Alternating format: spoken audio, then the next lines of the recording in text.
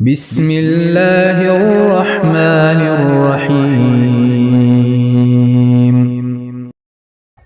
حضرت جابر رضی اللہ تعالیٰ عنہ بیان کرتے ہیں، ایک آدمی نبی صلی اللہ علیہ وسلم کے پاس آیا اور اس نے عرض کیا، فلاں شخص کا میرے باغ میں کھجور کا ایک درخت ہے، وہ اس کھجور کے درخت کی وجہ سے مجھے ایذا پہنچاتا ہے۔ رسول اللہ صلی اللہ علیہ وسلم نے پیغام بھیجا کہ اپنا کھجور کا درخت مجھے فروخت کر دو۔ اس نے کہا نہیں۔ آپ صلی اللہ علیہ وسلم نے فرمایا چلو مجھے ہبہ کر دو۔ اس نے کہا نہیں۔ آپ صلی اللہ علیہ وسلم نے فرمایا جنت میں کھجور کے درخت کے بدلے میں مجھے فروخت کر دو۔ اس نے کہا نہیں۔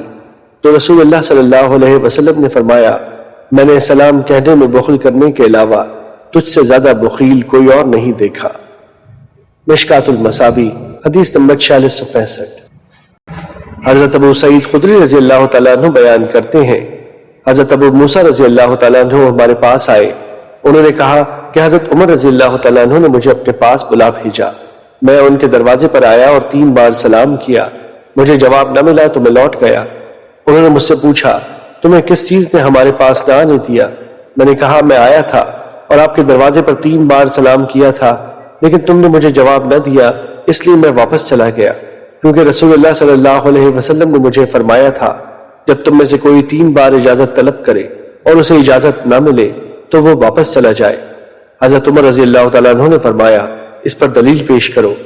حضرت ابو سعید رضی اللہ تعالیٰ عنہ نے کہا میں ان کے ساتھ کھڑا ہوا اور حضرت عمر رضی اللہ تعالیٰ عنہ کے پاس جا کر گواہی دی۔